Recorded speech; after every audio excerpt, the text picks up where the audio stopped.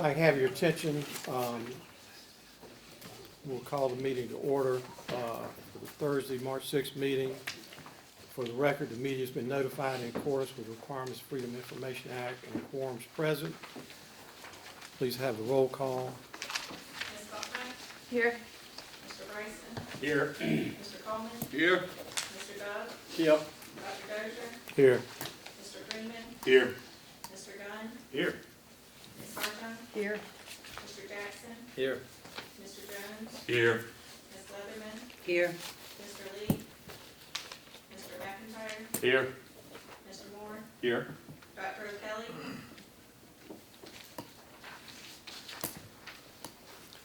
Thank you. You've had an opportunity to review the minutes, to have a motion for approval. So moved. Any changes or additions before we second? Do I have a second? Second. All those in favor say aye. Aye. Any opposed? The minutes stand approved. Committee reports, we had a good executive affairs meeting with a lot of topics covered. The president will review some of those in his report later in the meeting. We do have one resolution coming out of executive affairs, resolution for the naming of Donald Jackson Atrium and Garden. Mr. Jackson joined the staff of Francis Marion in 1994 and has served 31 years. He's demonstrated steadfast leadership and commitment to excellence throughout his service to the university. He was a founding member of the Francis Marion University African American Faculty and Staff Coalition, where he served as numerous leadership positions. He worked as a tireless advocate for young, gifted, and blessed student choir, where he mentored and encouraged hundreds of students over decades. He was also the recipient of the Marvin Lynch Humanitarian Award. That comes as a unanimous recommendation from the Executive Affairs. Do I have a second? Second. Any discussion? Hearing none, call for a vote. All those in favor say aye. Aye. Any opposed? The resolution stands approved. Thank you. We'll move on to academic affairs and accreditation. Mr. Moore. Thank you, Mr. Chairman. Today the committee heard from Dr. Jessica Doucette, the chair of the Sociology Department, who discussed the work of the Sociology Department has been doing developing a Bachelor of Social Work degree. This new degree offering will help fill a growing demand of the workforce in South Carolina and the PD for individuals trained as social workers. This will be the only baccalaureate social work degree offered in the region. As I understand, the degree opens them up to the ability to get licensed, which then opens them up to additional opportunities. The new degree was presented to the committee by the provost for approval as Resolution 0225. The committee unanimously approved the resolution, and so now we'd like to present it to the board for their approval. Thank you. So we have a motion for approval. Any discussion? Do I have a second? Second. Have a second. All those in favor say aye. Aye. Any opposed? None opposed. The resolution stands approved. Thank you, Mr. Chairman. The committee also heard from the Secretary of the Faculty, Dr. Karen Fries, who reported that during the February General Faculty meeting, Dr. Sharon O'Kelly was reelected as the chair of the faculty, and this will be her 4th term as chair. So congratulations to her.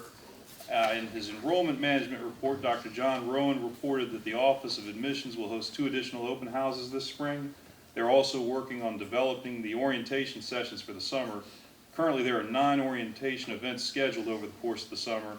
And additionally, the Office of Financial Assistance is holding workshops to help families with the FAFSA questions.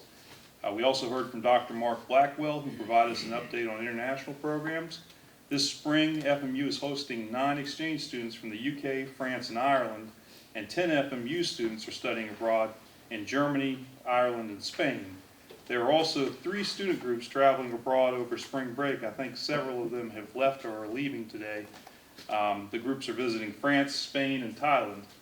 Finally, we heard from each academic dean about the work going on in their areas. Each reported on the impressive research and activities being conducted by the faculty and students. And we thank them all for their hard work and hope they enjoy their spring break. And that concludes my report. Thank you, Mr. Moore. Any questions, additions?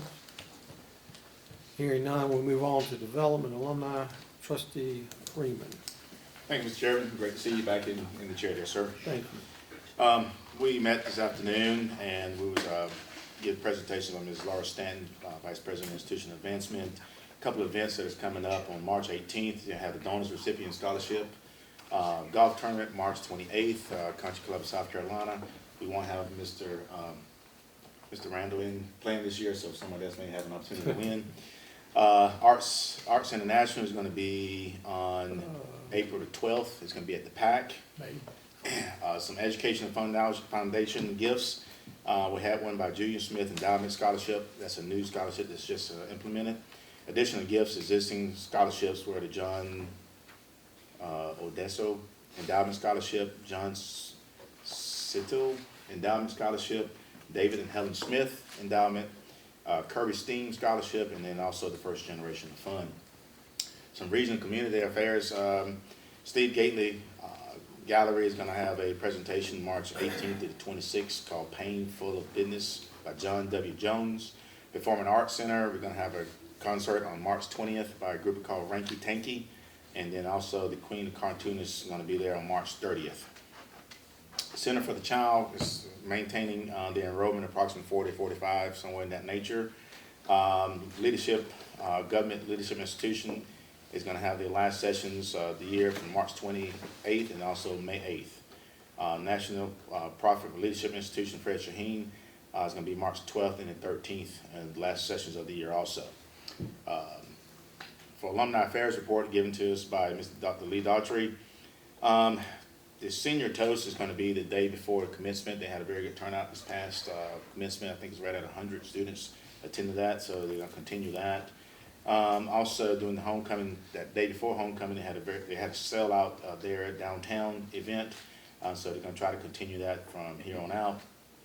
Also, put on your calendars, anyone that's in the School of Business, March 26th, down at the PAC is going to have the School of Business Alumni Awards Night, which I was a recipient of approximately 2 years ago. The English is going to have their alumni banquet on the 14th of April, and then the tennis alumni is going to have their banquet on April the 12th. If you all can, also tonight at 6 p.m. starting is going to be the reception. We will have the Alumni Awards Night. We're going to have a outstanding alumni. We're going to have 2 people that's going to be from out of state, 2 people from in-state, also young alumnus. We're going to have one person from D.C., one is a retired, I think, colonel, and I forgot what the other one was. Any questions? And that concludes my report, Mr. Chairman. Thank you.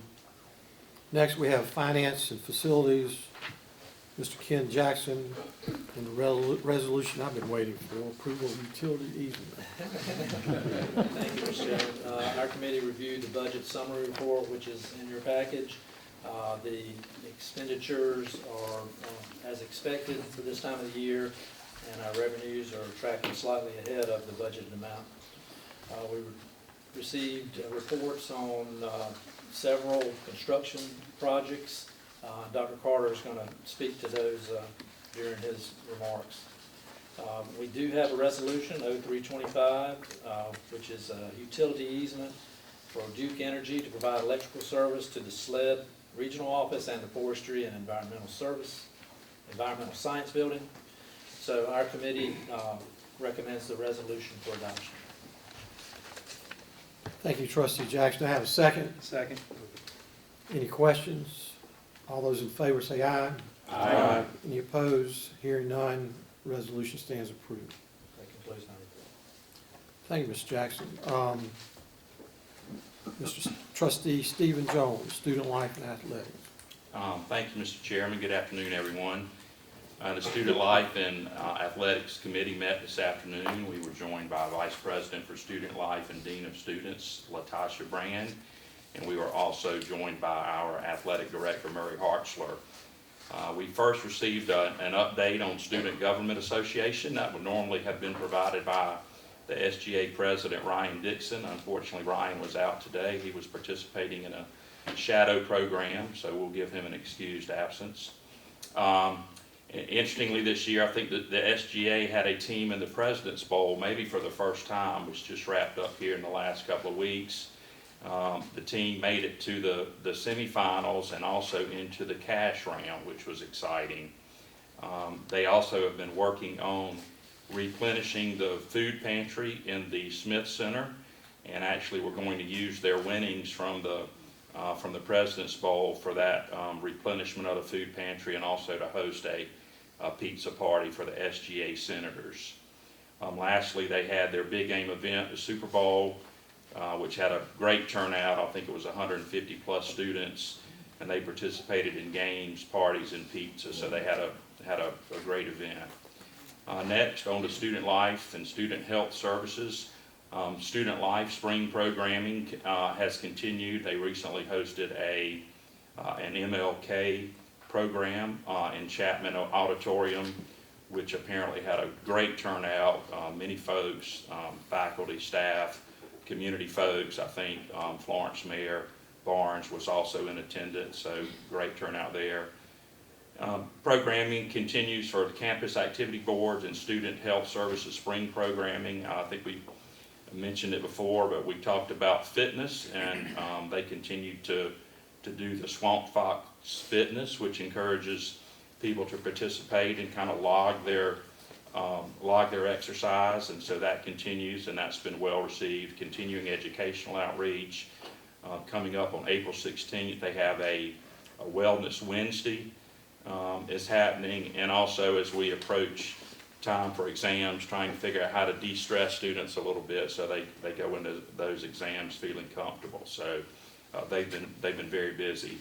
Next, we heard from our athletic director, Murray Hartzler, with an update on academics, and so kind of concluding the fall semester in fall sports.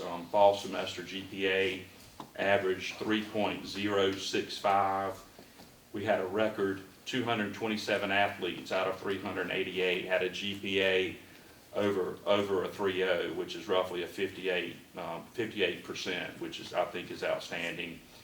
197 of these athletes were named to the Conference Carolinas Presidential Honor Roll, and you had to have a 3.20 GPA or higher to qualify for that.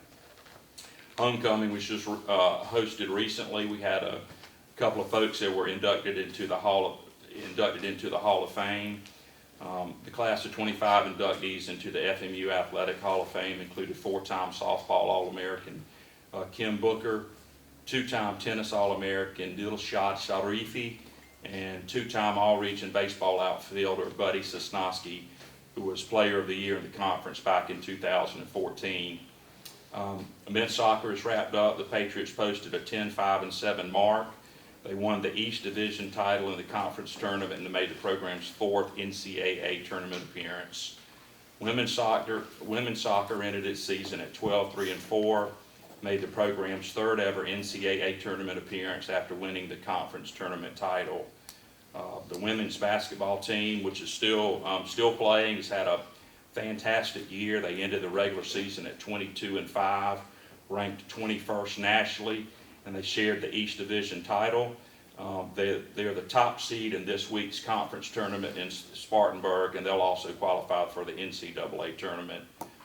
Softball, the Patriots are 18-2, have won 14 consecutive games, and are ranked 8th nationally in the most recent top 25 poll.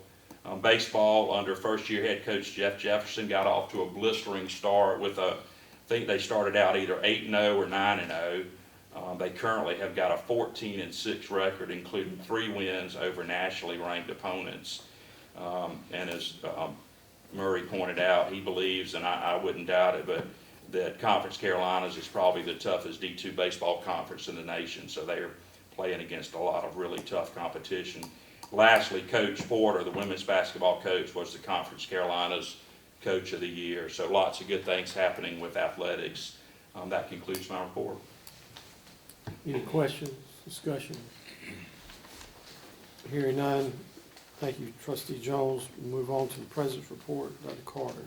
Mr. Chairman, short report today. Let me just pick up Mr. Jones's comments. Some wonderful things are happening with Patriot Athletics, please come out and go to games, okay? If you're a local trustee, there's no reason in the world for you not to come out occasionally and attend some of our games.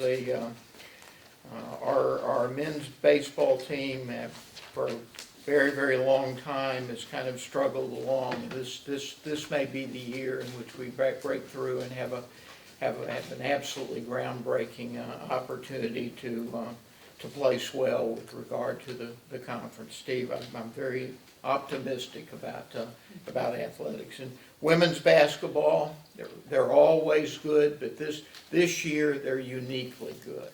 So try to come out to those games if you can.